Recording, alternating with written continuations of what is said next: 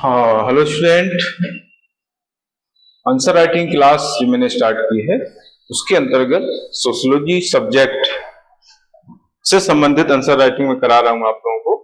और इसकी पहली यूनिट अभी चल रही है। पहली यूनिट से संबंधित कुछ टॉपिक्स मैंने करा दिए हैं और उसी के आगे के टॉपिक में आज कराने वाला हूं। तो ये है आंसर राइटिंग प्रोग्राम, जिसमें सब्जेक्ट मैंने लिया है सबसे पहले सोशियोलॉजी समाजशास्त्र, और ये हमारा जो है प्रोग्राम है पारंगत के नाम से, और इसकी आंसर राइटिंग चल रही है।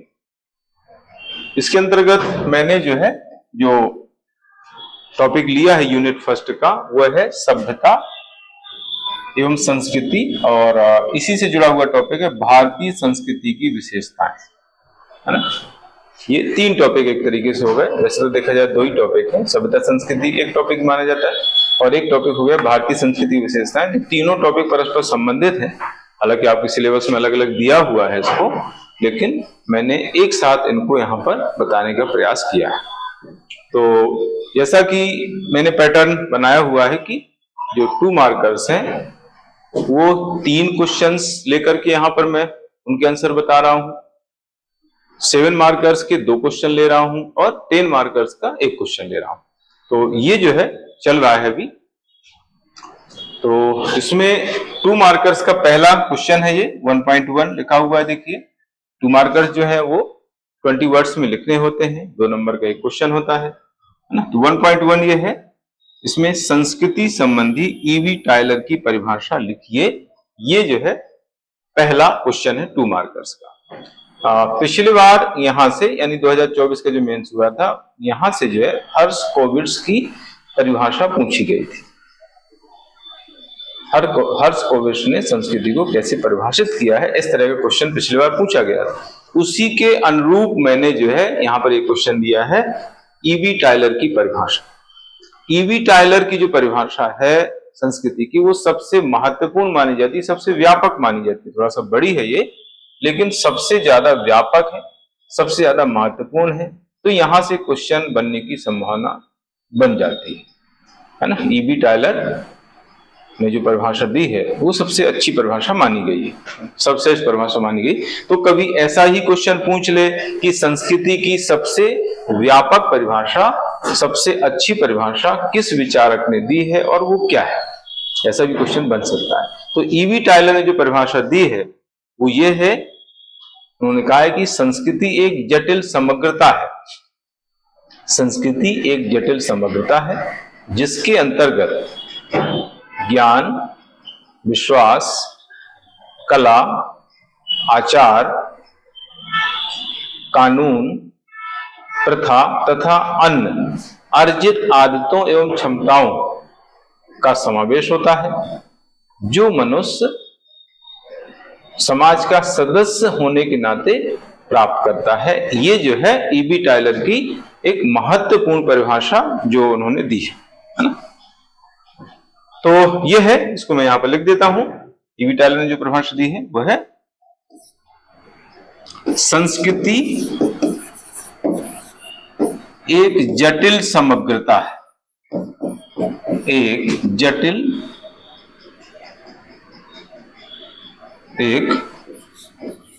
जटिल समग्रता है। संस्कृति एक जटिल समग्रता है जिसके अंतर्गत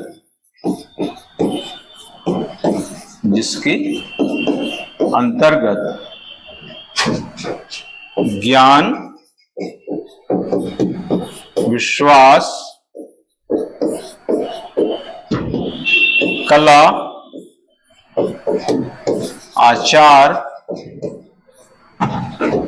कानून, प्रथा तथा अन्य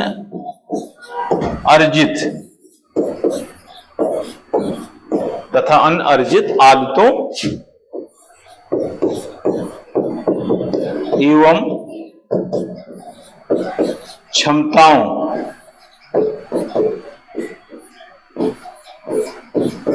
का समावेश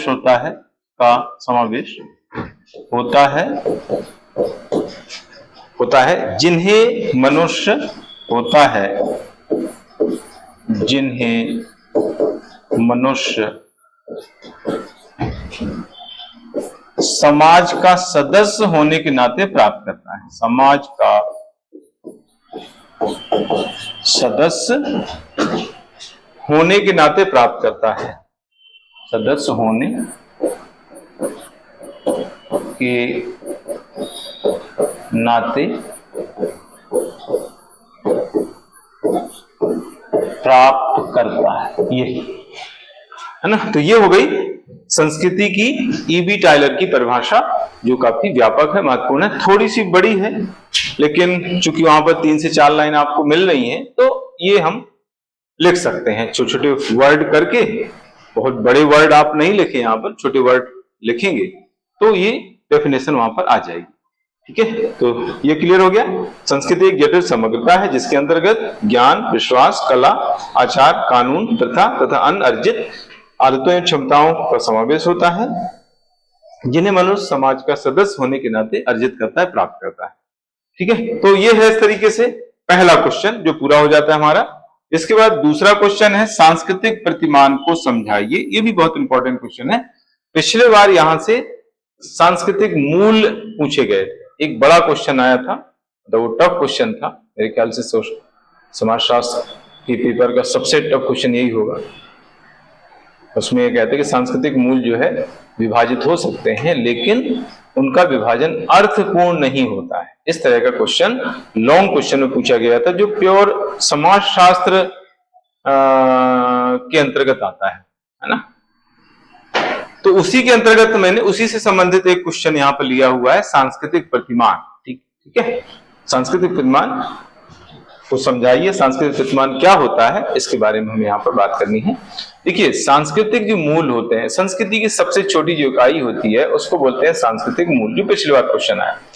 सांस्कृतिक मूल सबसे छोटी इकाई होती है। सांस्कृतिक मूल मिलकर के संस्कृति संकुल बनाते हैं, संस्कृति संकुल मिलकर के सांस्कृतिक प्रतिमान बनाते हैं, पर सांस्कृतिक प्रतिमान जो है संस्कृति को विकसित करते हैं, संस्कृति को जन्म देते हैं, है ना। तो सबसे पहले आते हैं सांस्कृतिक मूल, फिर आते हैं संस्कृति संकुल, फिर आते हैं प्रतिमान, और फिर आती है संस्कृति। तो यहां पर जो है हम एक डायग्राम बना सकते हैं। देखिए, सांस्कृतिक तत्व, सांस्कृतिक तत्व सबसे छोटी इकाई, फिर आते हैं संस्कृति संकुल,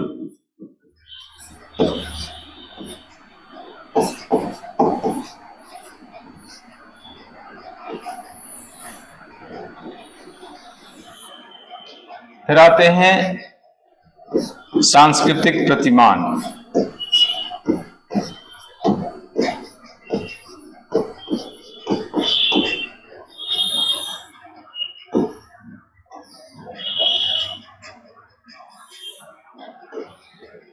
फिर है संस्कृति।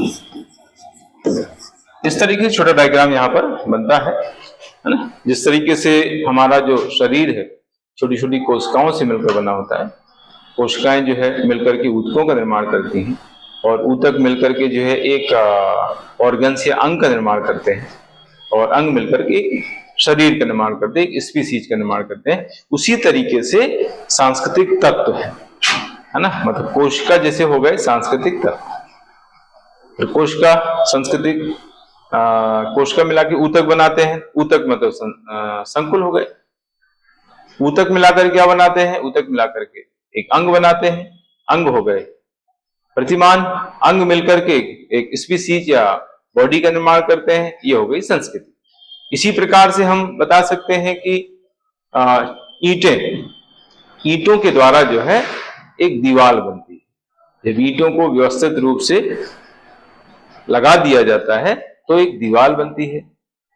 दीवारें मिल करके एक कमरे का निर्माण करती हैं, और कमरे जो है मिलकर के एक मकान का निर्माण करते हैं। इस तरीके से जो हम इसको सांस्कृतिक प्रतिमान को समझ सकते हैं। तो सांस्कृतिक जो तत्व हैं वो मिलकर के संस्कृति संकुल बनाते हैं।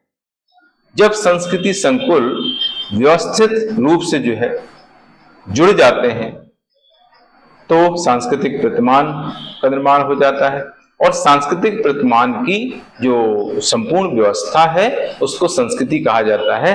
इसकी जो अवधारणा है रुथ बेनेडिक्ट द्वारा दी गई है। रुथ बेनेडिक्ट ने जो है सांस्कृतिक प्रतिमान की अवधारणा दी है, उनकी पुस्तक है पैटर्न एंड कल्चर, है ना। रुथ बेनेडिक्ट ने पैटर्न एंड कल्चर में जो है सांस्कृतिक प्रतिमान की अवधारणा को विकसित किया है। ठीक है, तो आपको इस तरह से बताना है कि सांस्कृतिक जो तत्व हैं अर्थपूर्ण ढंग से जब व्यवस्थित हो जाते हैं तो संस्कृति संकुल का निर्माण होता है।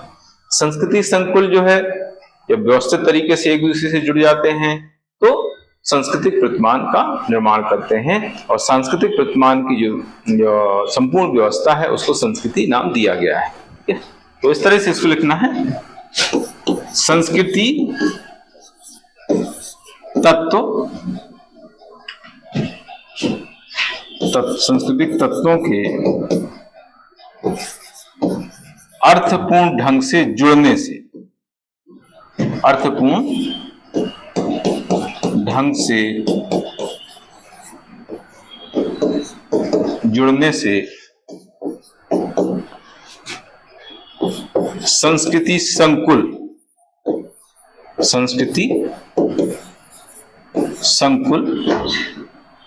का निर्माण होता है,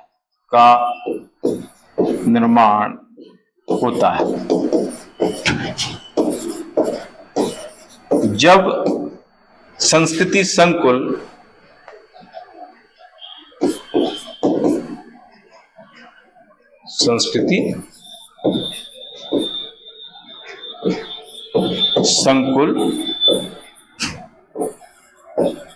व्यवस्थित रूप से परस्पर संबद्ध हो जाते हैं, परस्पर संबद्ध हो जाते हैं,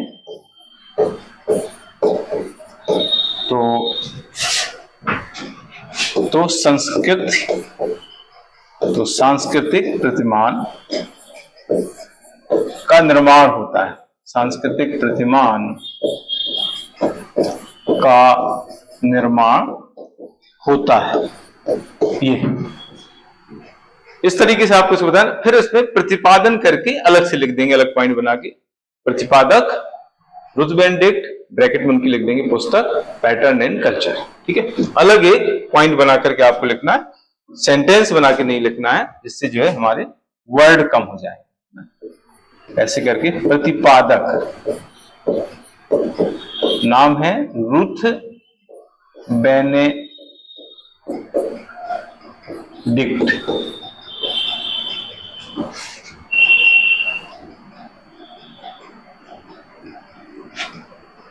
रुथ बेनेडिक्ट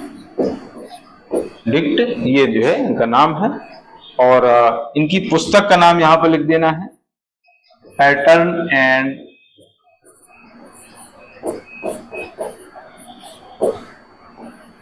एंड कल्चर। एक मिनट, इसको मैं अलग से लिख देता हूं, यहां पर इसको लिख रहा हूं पुस्तक, ब्रैकेट में लिख देंगे पुस्तक, ये है पैटर्न एंड कल्चर। ये है, इस तरीके से ये दूसरा 2 मार्कर्स कंप्लीट हो जाता है। इसमें सांस्कृतिक प्रतिमान को मैंने पूछा है, तो सांस्कृतिक प्रतिमान क्या है? सांस्कृतिक जो संकुल होते हैं उनको जो व्यवस्थित रूप से एक दूसरे से संबद्ध किया जाता है, सांस्कृतिक प्रतिमान का निर्माण हो जाता है। और इसकी जो अवधारणा दी है वो रुथ बेनेडिक्ट ने दी है, और उनकी पुस्तक है पैटर्न एंड कल्चर। तो ये दूसरा क्वेश्चन कंप्लीट हो जाता है 1.2। इसके बाद तीसरा क्वेश्चन है 2 मार्कर्स 1.3। भारतीय संस्कृति की एक प्रमुख विशेषता के रूप में सहिष्णुता को स्पष्ट कीजिए। ये जो है तीसरा क्वेश्चन है 2 मार्कर्स का। मैंने इसके पहले शांतिपूर्ण सह अस्तित्व का क्वेश्चन भी पूछा था और उसका आंसर भी मैंने बताया था। भारतीय समाज की एक प्रमुख विशेषता के रूप में शांतिपूर्ण सह अस्तित्व को समझाइए। तो वहां पर मैंने उसको बताया था। और इसी तरीके से सहिष्णुता का यहाँ पर मैंने प्रश्न पूछा है, उसका अर्थ यहाँ पर बताने वाला हूँ। देखिए सहिष्णुता क्या होती है। सहिष्णुता जो है भारतीय संस्कृति की एक प्रमुख विशेषता के रूप में विद्यमान है। इसका मतलब क्या होता है, अपने से भिन्न धर्म। वैसे सहिष्णुता का जो मीनिंग है वो होता है सहन करना ना। सहिष्णुता का मतलब होता है सहन करना ना। अगर किसी व्यक्ति का, सामने वाले का जो धर्म है वो उससे अलग है, उसका धर्म, उसकी विचारधारा, उसकी आस्था उससे अलग है, फिर भी जो है अगर उसके धर्म, उसकी आस्था, उसकी सोच, उसके विचार को जो है वो स्वीकार करता है, सहन करता है, तो उसको कह दिया जाता है सहिष्णुता। सहिष्णुता का शाब्दिक अर्थ होता है सहन करना, यानी अपने से भिन्न धर्म, विचार, आस्था आदि को जो है स्वीकार करना, सहन करना, इसको कहा जाता है सहिष्णुता। और ये जो है सर्वधर्म समभाव का परिणाम मानी जाती है। हमारे यहाँ जो है सर्वधर्म समभाव प्रचलित है, इसलिए जो है सहिष्णुता व्याप्त है। और सहिष्णुता की वजह से जो है भारत में क्या है, शांतिपूर्ण सह अस्तित्व बना हुआ ना। तो ये रिलेटेड चीज है। सर्वधर्म समभाव से सहिष्णुता आई, और सहिष्णुता की वजह से क्या हुआ, सहिष्णुता की वजह से भारत में शांतिपूर्ण सह-अस्तित्व बना हुआ है। तो ये है इसके बारे में खास बात। तो यहां पर हमें सहिष्णुता का मीनिंग लिखना है। भिन्न धर्मों, विश्वासों,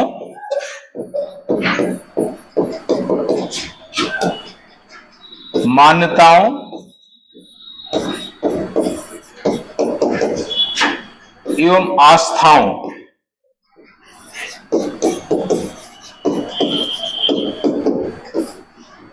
विभिन्न धर्मों, विश्वासों, मान्यताओं एवं आस्थाओं के प्रति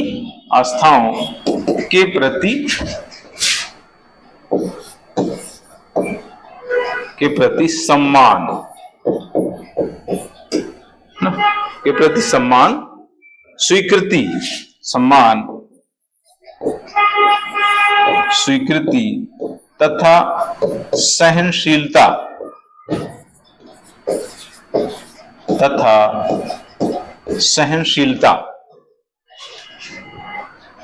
रखना,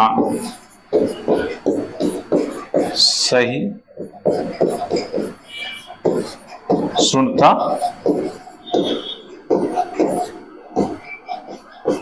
कहलाता है। सहिष्णुता कहलाता है।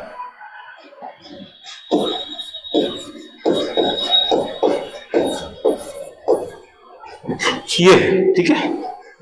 तो ये हो गया इसका अर्थ। अब इसमें हमें लिखना है कि भारत में, है ना, दूसरा पॉइंट हो जाएगा, भारत में सहिष्णुता सर्व धर्म समभाव का परिणाम है। बस इस तरीके से ये क्वेश्चन हो जाता है 1.3, यानी तीसरा 2 मार्कर्स।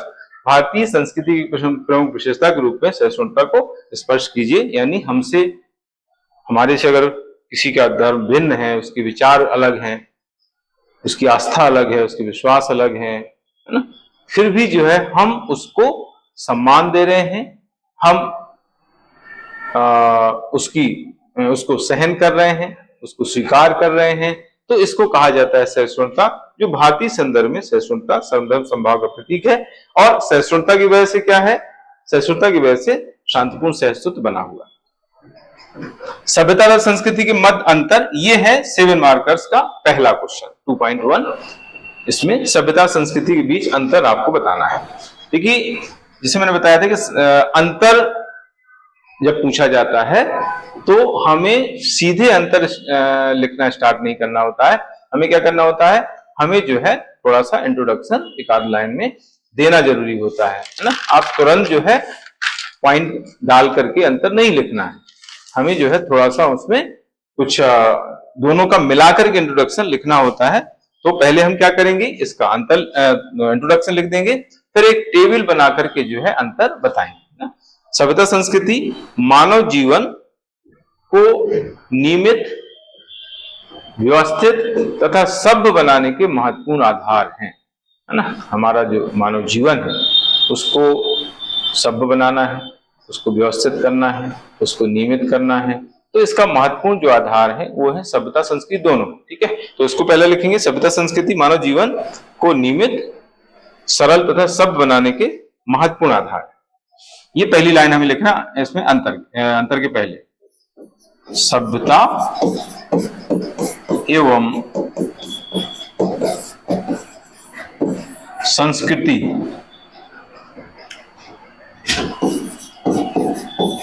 मानव जीवन को सभ्य, सरल तथा नियमित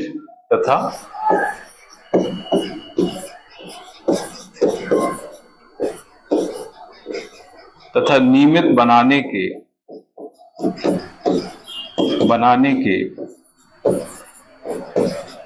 महत्वपूर्ण आधार है। सभ्यता तथा संस्कृति मानव जीवन को सभ्य, सरल तथा नियमित बनाने की महत्वपूर्ण आधार है दोनों। ये हो गया पहला पैरा। इसके बाद फिर हमें जो है अंतर लिखना है। तो अंतर लिखने का तरीका मैंने बताया हुआ है। इसमें हम क्या करते हैं, एक टेबल बनाते हैं, इसमें क्रमांक हो गया, फिर इसमें आधार बताएंगे, हम एक आधार लिखेंगे, आधार के बाद जो है एक सभ्यता का कॉलम हो जाएगा और फिर एक संस्कृति का कॉलम हो जाएगा। इस तरीके से 4 कॉलम टोटल हमें जो है लिखना है और उसके अंतर्गत अंतर बताना है ना। तो पहला पॉइंट इसमें सबसे पहले आएगा माप, है ना, मापना, मेजरमेंट। तो सभ्यता की जो माप है वो सरल होती है ना, माप सरल है, ऐसा करके लिखेंगे। इसकी माप कठिन होती है। माप कैसी कठिन होती है, जैसे हम कहें कि भाई कंप्यूटर है तो एक कंप्यूटर दूसरे कंप्यूटर से अच्छा है, खराब है ना। भाई 2 कंप्यूटर हैं, एक ज्यादा फीचर है जिसमें एक कंप्यूटर में, तो वो अच्छा है, कम फीचर वाला उतना अच्छा नहीं है। लेकिन संस्कृति की माप करना उतना आसान नहीं। हम कहें वैदिक संस्कृति आज की संस्कृति में कौन श्रेष्ठ है, हम ऐसा नहीं कह सकते। कुछ लोग कहेंगे भाई वैदिक संस्कृति अच्छी है, कुछ लोग कहेंगे अभी की संस्कृति अच्छी है, कुछ लोग शास्त्रीय संगीत को अच्छा मानते हैं, कुछ लोग सुगम संगीत को अच्छा मानते हैं, है ना। तो अलग अलग सबकी राय हो सकती है। तो इसको ऐसे हम कह नहीं सकते कि भाई ये संस्कृति सही नहीं है, ये संस्कृति सही है। लेकिन सभ्यता के अंतर्गत जो चीजें आती हैं, सभ्यता के अंतर्गत भौतिक वस्तुएं आती हैं। जैसे ये बोर्ड ही हो गया, डिजिटल बोर्ड। अब हम कहें कि भाई जो व्हाइट बोर्ड है और डिजिटल बोर्ड है, तो व्हाइट बोर्ड से डिजिटल बोर्ड अच्छा है, ब्लैक बोर्ड से व्हाइट बोर्ड अच्छा है, व्हाइट बोर्ड से डिजिटल बोर्ड अच्छा है ना। तो इस तरह से हम इसको माप सकते हैं, क्योंकि इसमें सब भौतिक वस्तु है ना। दूसरा आता है मूर्त अमूर्त। मूर्त अमूर्त, ये मूर्त है, सभ्यता मूर्त है और संस्कृति अमूर्त है ना, क्योंकि संस्कृति में विश्वास आते हैं, सभ्यता में भौतिक चीजें आती हैं। जैसे ये मैं लिख रहा हूं, ये मूर्त दिखाई दे रहा है, इसका मूर्त रूप है। संस्कृति में विश्वास है, मान्यताएं हैं, विचार है ना, मूल्य है, ठीक है। ये सब संस्कृति के अंतर्गत आते हैं, जो हमें दिखाई नहीं देते, हम उनको छू नहीं सकते, केवल महसूस करते हैं, इसलिए उनको बोलते हैं अमूर्त, है ना। तो ये हो गया। इसके बाद साधन साध, साधन और साध। सभ्यता के अंतर्गत जो भी वस्तुएं आती हैं वो सारे क्या है, साधन है ना। तो इसको बोलते हैं साधन। सभ्यता के अंतर्गत भौतिक वस्तुएं साधन है। और संस्कृति साध्य है। साध्य मतलब होता है उद्देश्य, किसी साध्य उद्देश्य को प्राप्त करने के लिए जो भी हम संसाधन यूज करते हैं वो साधन कहलाते हैं। ठीक है, चौथा पॉइंट आता है अध्ययन साधन का हो गया। इसके बाद आता है आंतरिक बाह्य।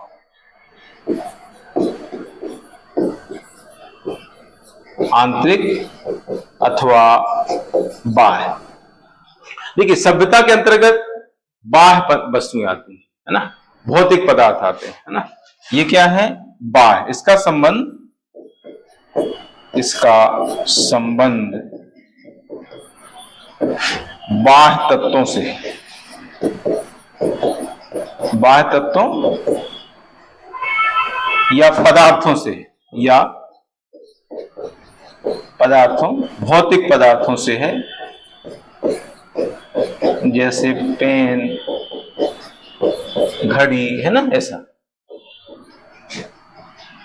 किसका संबंध?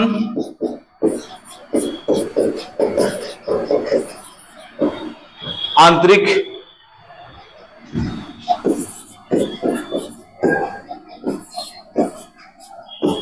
मूल्यों, मान्यताओं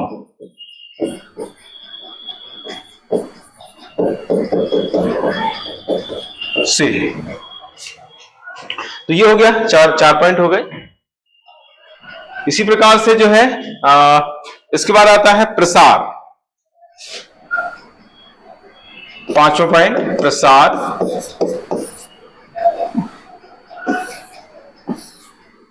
सभ्यता का जो प्रसार होता है वो चारों ओर होता है ना, प्रसार चारों ओर होता है। प्रसार चारों ओर। संस्कृति का जो प्रसार होता है वो एक ही दिशा में, एक पीढ़ी से दूसरी पीढ़ी को होता है। प्रसार एक ही दिशा में एक पीढ़ी से दूसरी पीढ़ी की ओर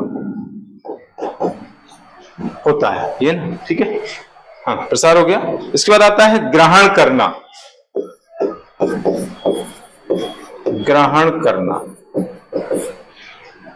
सभ्यता को बिना परिवर्तन के ग्रहण कर सकते हैं, लेकिन संस्कृति को कुछ परिवर्तन के साथ ही ग्रहण किया जा सकता है।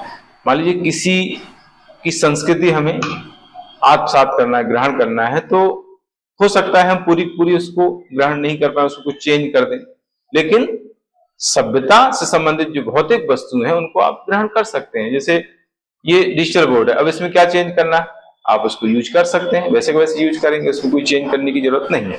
ठीक है, तो ग्रहण करना, बिना परिवर्तन के ग्रहण करना, बिना परिवर्तन के ग्रहण करना, और इसमें कुछ परिवर्तनों के साथ ग्रहण करना, कुछ परिवर्तनों के साथ ग्रहण करना,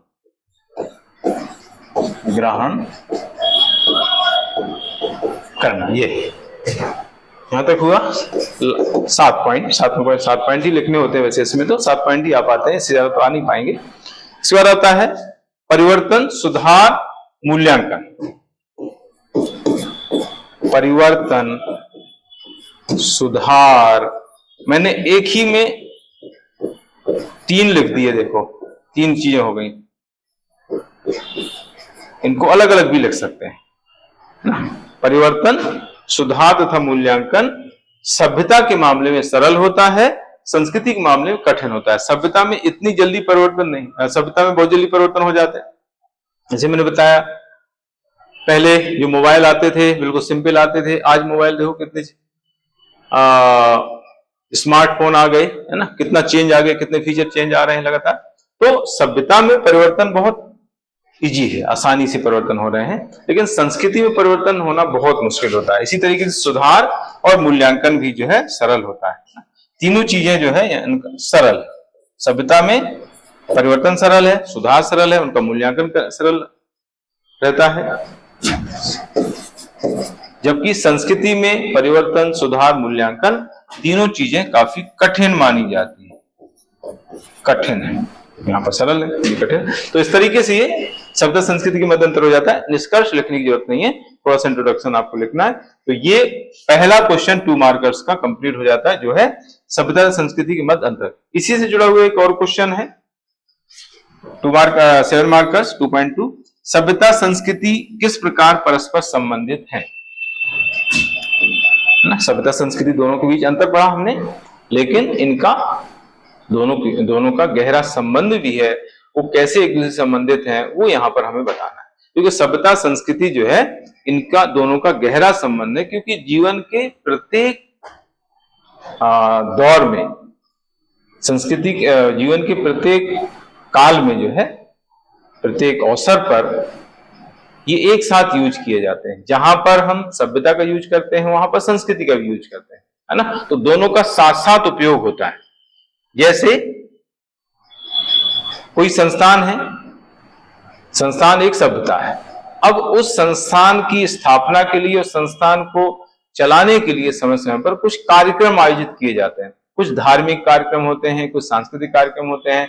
तो जो कार्यक्रम आयोजित होते हैं संस्थान में, वो संस्कृति का प्रतीक है, वो संस्कृति को निरूपित करते हैं। जबकि सभ्यता, एक संस्थान एक सभ्यता है, संस्थान एक सभ्यता है, और उस संस्थान को संचालित करने के लिए जो भी धार्मिक कार्यक्रम, सांस्कृतिक कार्यक्रम आयोजित समय समय पर किए जाते हैं, तो ये सारे कार्यक्रम जो है संस्कृति को निरूपित करते हैं। ऐसे हम इसको बताते हैं। हर्स्कोविट्ज कहते हैं कि सभ्यता संस्कृति एक दूसरे के पर्याय है। हर्स्कोविट्ज का ऐसा कहना है। मैकआवर पेज ने भी जो है सभ्यता संस्कृति के बीच संबंध को बताया है, तो वो आपको यहाँ पर पॉइंट में बताना है, ठीक है।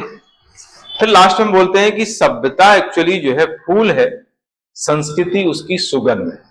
लास्ट में हम कुछ ऐसे वर्ड लिखते हैं जो इंप्रेसिव हो, तो हम लास्ट में कह सकते हैं दोनों के संबंधों को लेकर के, यदि सभ्यता फूल है तो संस्कृति उसकी सुगंध है, यदि सभ्यता शरीर है तो संस्कृति उसकी आत्मा है। इस तरीके से हम जो है इनके संबंधों को व्यक्त कर सकते हैं।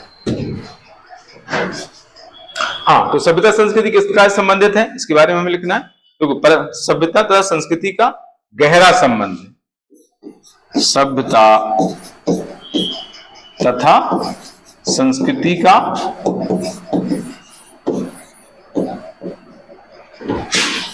गहरा संबंध है, गहरा संबंध है, ठीक है। यहां से हम स्टार्ट करेंगे। इनका प्रयोग जीवन में साथ साथ होता है। इनका प्रयोग जीवन में साथ होता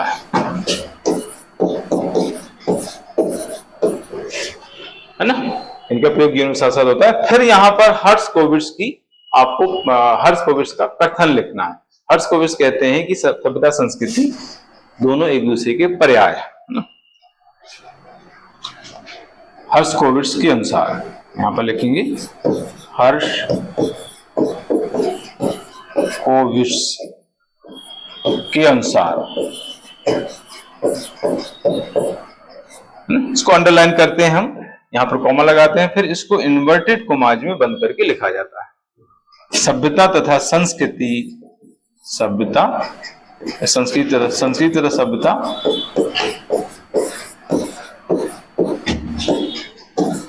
दोनों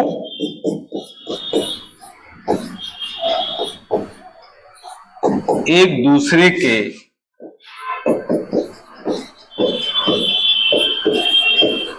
पर्याय है। ये हर्स्कोविट्ज का कथन हो गया। अब आपको फिर एक उदाहरण देना है, उदाहरण से आपको समझाना है। मैंने अभी बताया है कि एक संस्थान जो होता है वो सभ्यता का प्रतीक है, और उस संस्थान को स्थापित करने तथा उसको संचालित करने के लिए बीच बीच में जो धार्मिक कार्य होते हैं, धार्मिक कार्यकलाप, सांस्कृतिक कार्यक्रम जो होते हैं, वो कहीं ना कहीं संस्कृति को निरूपित करते हैं। एक संस्थान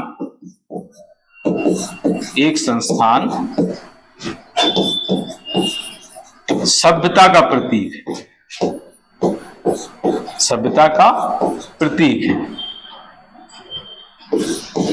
उसकी स्थापना तथा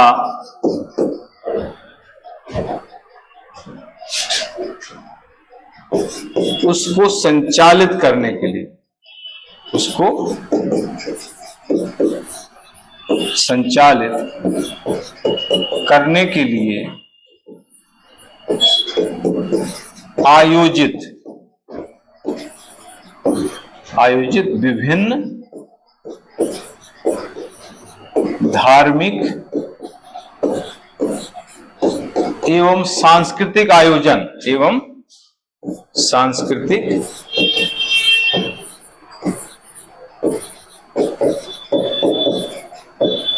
आयोजन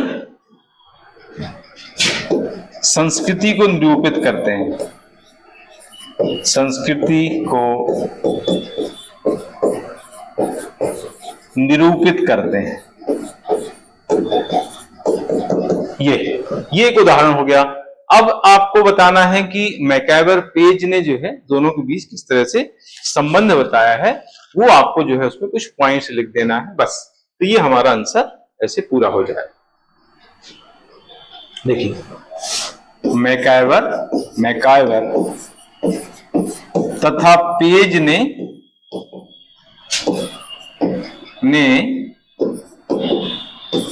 दोनों के बीच इस प्रकार संबंध बताया है, संबंध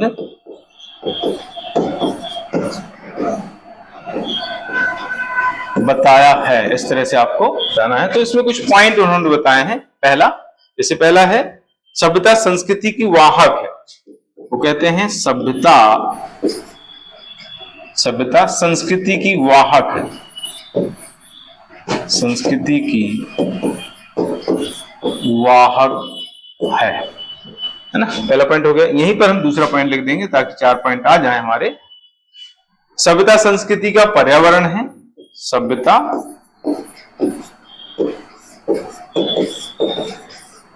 संस्कृति का पर्यावरण, ये हो गया दूसरा पॉइंट। तीसरा उन्होंने कहा है संस्कृति सभ्यता की दिशा को प्रभावित करती है। संस्कृति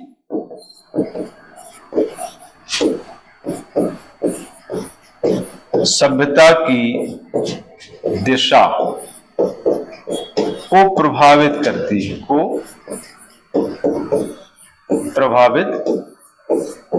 है। यानी कोई भी संस्थान जो है सही दिशा में चल रहा है, ये संस्कृति प्रभावित करती है। यानी अगर अच्छे संस्कार हैं, अच्छी चीजें वहां पर चल रही हैं, तो सभ्यता अच्छी दिशा में, सही दिशा में चलेगा। ठीक है। लास्ट पॉइंट आता है सभ्यता सांस्कृतिक क्रियाओं को शक्ति प्रदान करती है।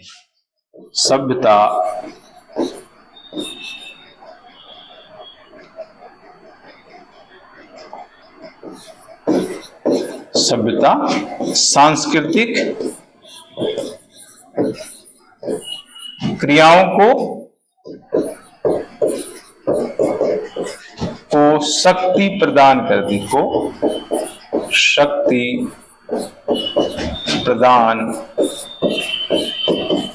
करती, है ना। तो ये इस तरीके से मैकआवर पेज द्वारा ये पॉइंट बताए गए हैं। यहां पर इसको अंडरलाइन कर देंगे हम, मैकआवर पेज का जो नाम लिखा है। और लास्ट में हम, जैसा मैंने भी बताया था, लास्ट में बता सकते हैं कि जहां सभ्यता फूल है वहीं संस्कृति उसकी सुगंध है।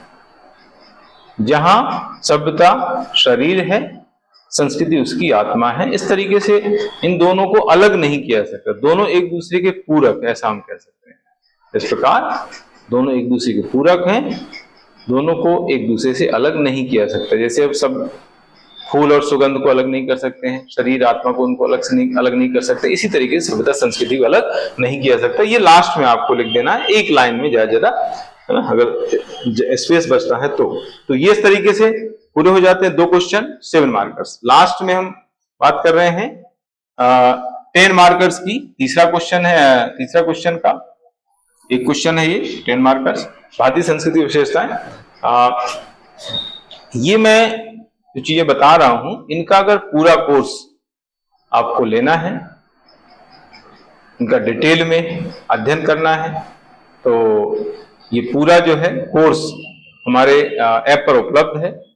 सोशियोलॉजी का पूरा कोर्स है, मेरे द्वारा उसमें पढ़ाया गया है।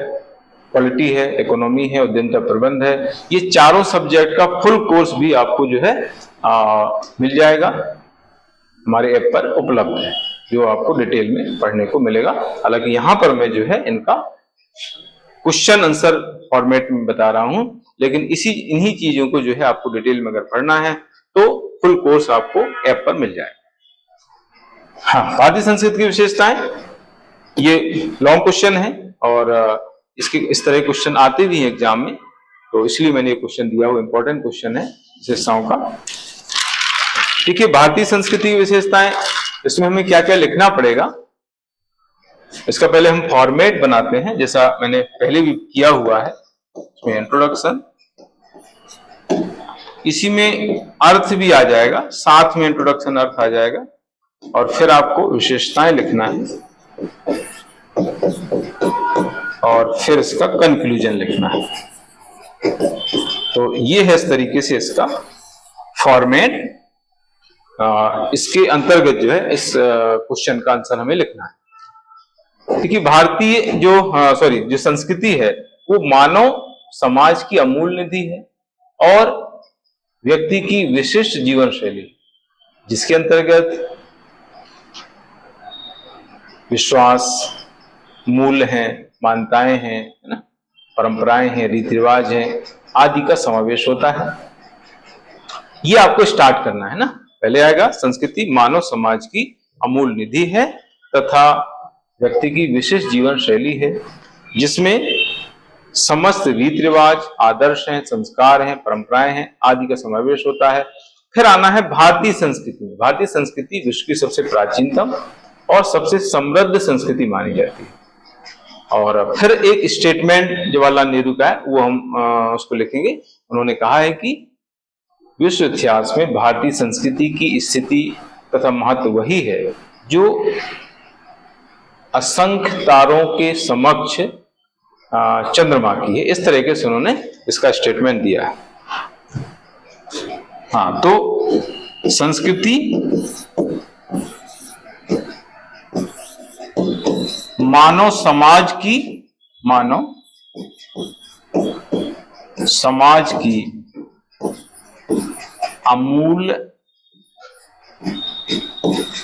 अमूल्य निधि तथा विशिष्ट जीवन शैली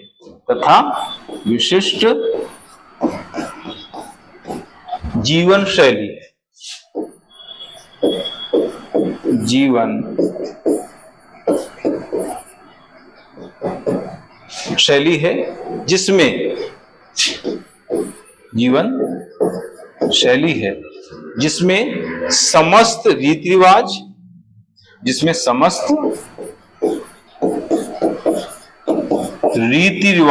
समस्त रीति रिवाजों, आदर्शों, संस्कारों,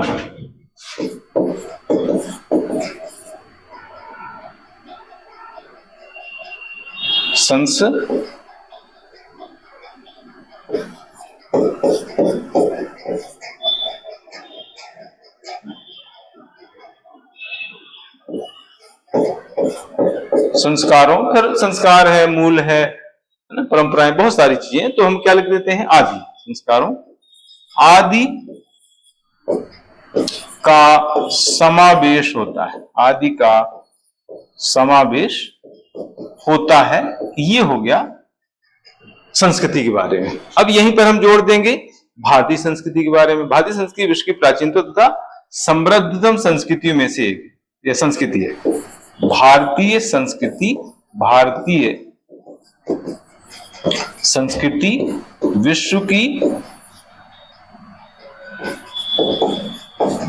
विश्व की प्राचीनतम तथा समृद्धतम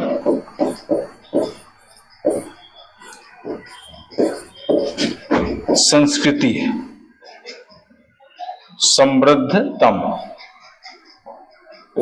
समृद्धतम संस्कृति है। ये बस ये हो गया पहला पैरा इंट्रोडक्शन का। अब यहां पर एक कोटेशन आता है, पंडित जवाहरलाल नेहरू ने जो कहा है वो आपको यहां पर बताना है। पंडित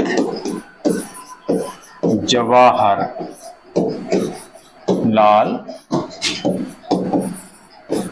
नेहरू के अनुसार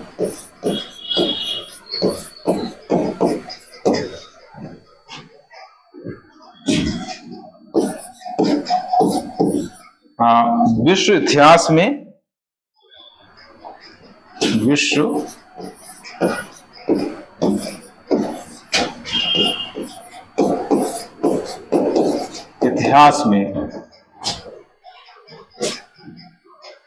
भारतीय संस्कृति का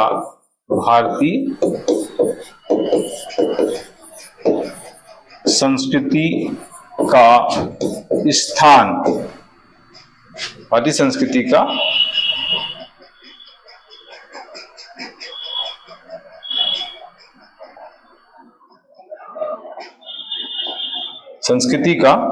वही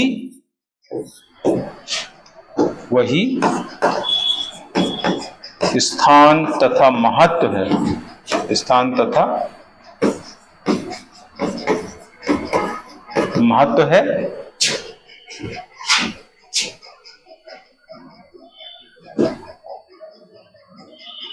वही स्थान तथा महत्व है जो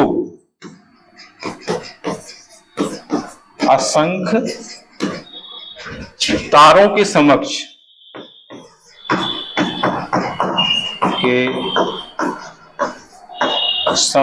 चंद्रमा का है।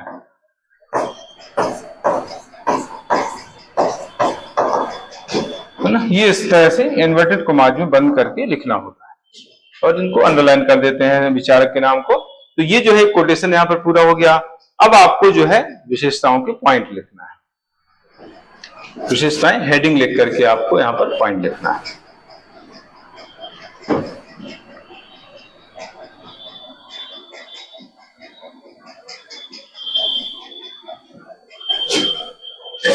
विशेषताएं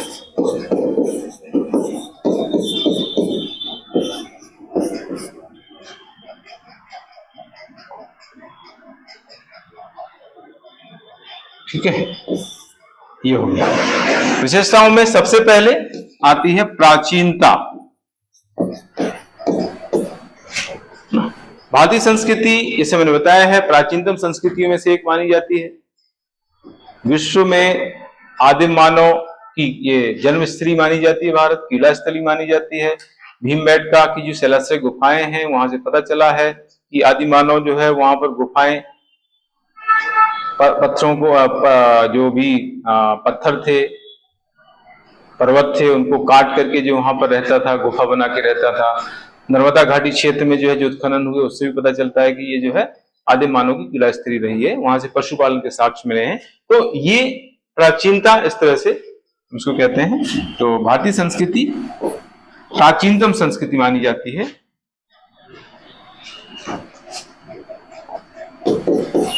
है ना, तो प्राचीनता है। इसके बाद आती है सहिष्णुता तथा उदारता।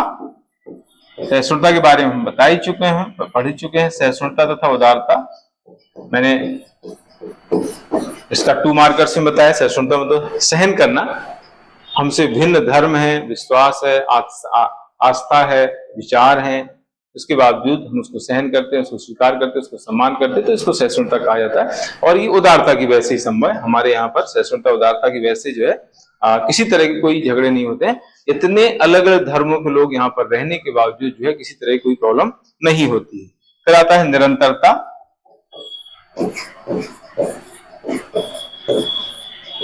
निरंतरता, निरंतरता मतलब हमारी जो संस्कृति है ये वैदिक काल से अभी तक जो है लगातार चल रही है, लगातार ये बनी हुई, अस्तित्व में बनी हुई है। यानी जो विश्वास वैदिक काल में लोगों के थे वही आज भी विश्वास है। आज भी हम वेदों को मानते हैं, वैदिक धर्म को मानते हैं, तो ये निरंतरता है। इसीलिए निरंतरता की वजह से जो है हम धर्म को बोलते हैं, हमारा जो धर्म, हमारी संस्कृति, उसको बोलते हैं सनातन।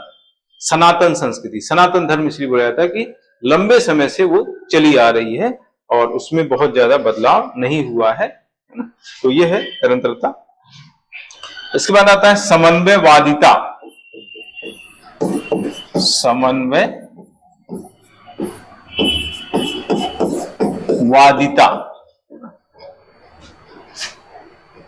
समन्वयवादिता का मतलब होता है कि यहां पर जो है भौतिकवाद भी है, आध्यात्मिकवाद भी, दोनों का समन्वय है ना।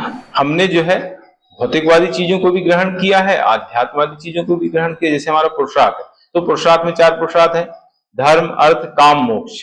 तो धर्म और मोक्ष ये जो है आध्यात्मवाद से जुड़ी हुई चीजें हैं। देखिए पुरुषार्थ ना, पुरुषार्थ में दोनों चीजों का समन्वय है, धर्म, मोक्ष।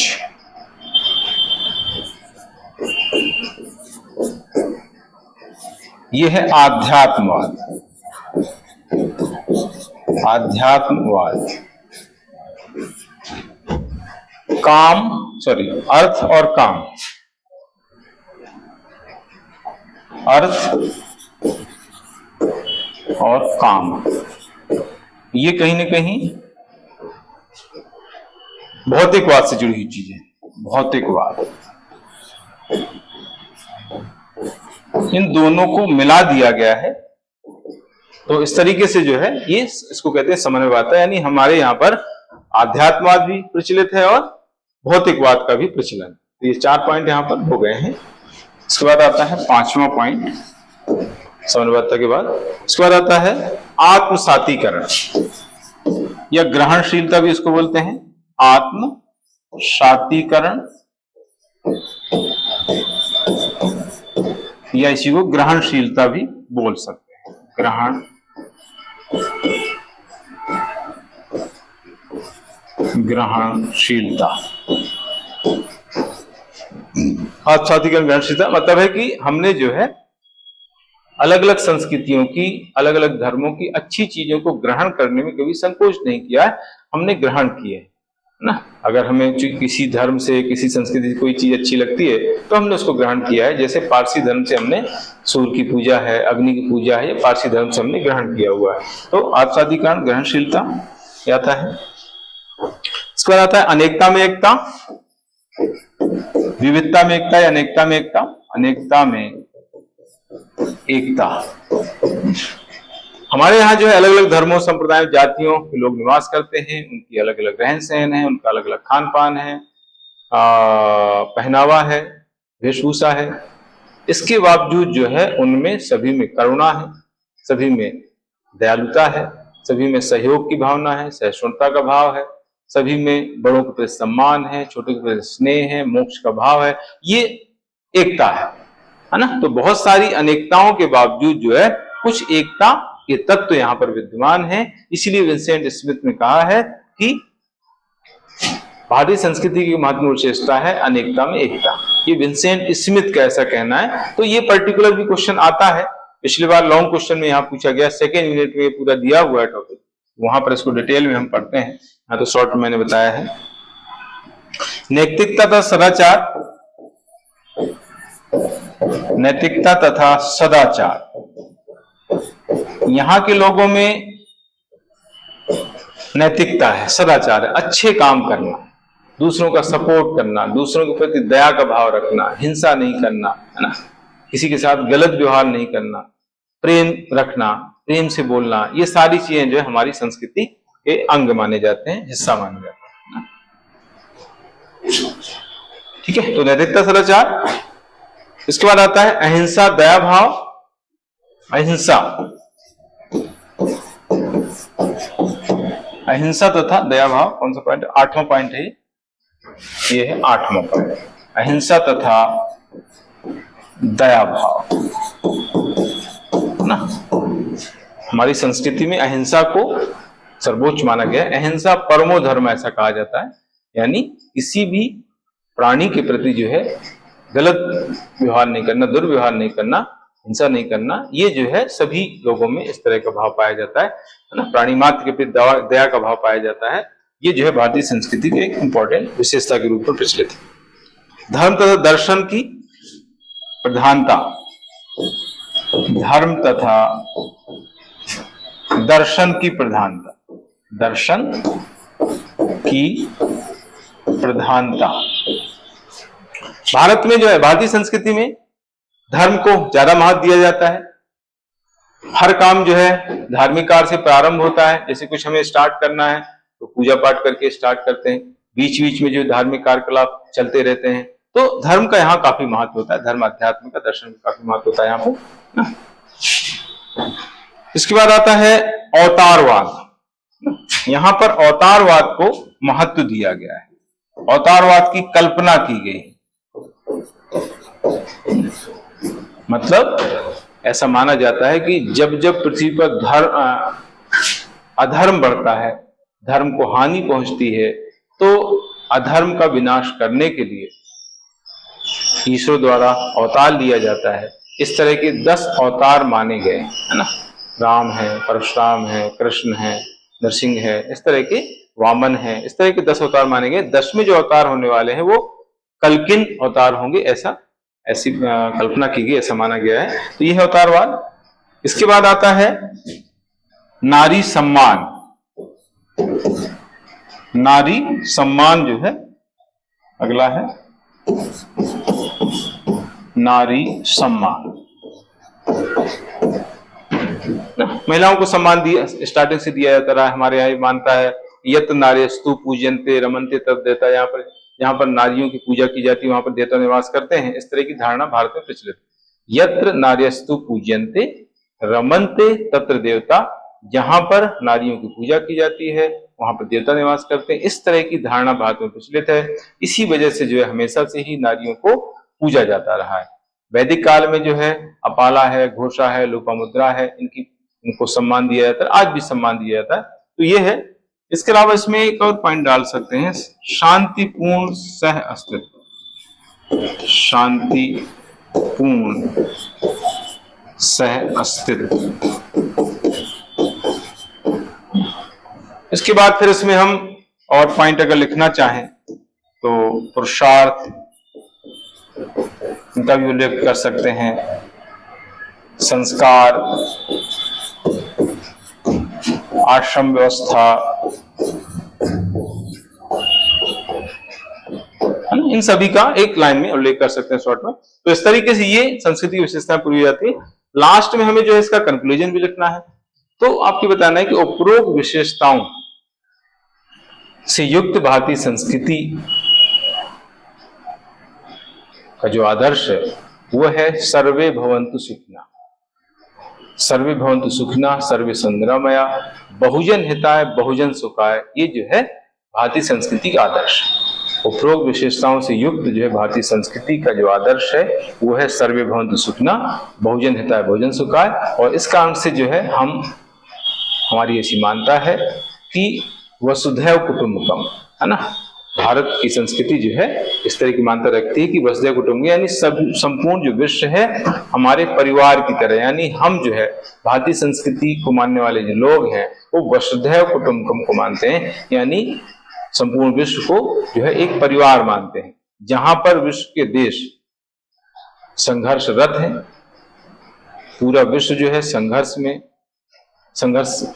से जूझ रहा है, युद्धों से जूझ रहा है, सब जगह युद्ध चल रहे हैं, लेकिन भारतीय संस्कृति अपने विश्व को अपना एक परिवार के रूप में मानती है, इसको हम कहते हैं वसुधैव कुटुंबकम। तो इसका उल्लेख आपको जो है लास्ट में करना है कंक्लूजन। तो ये इस तरह से आज का सेशन पूरा हो जाता है, और नेक्स्ट जो सेशन होगा उसमें आगे के टॉपिक में लेके आऊंगा, इसी यूनिट के भी बचे हुए हैं। तो आप सभी का दिन शुभ हो। जय हिंद, गुड लक।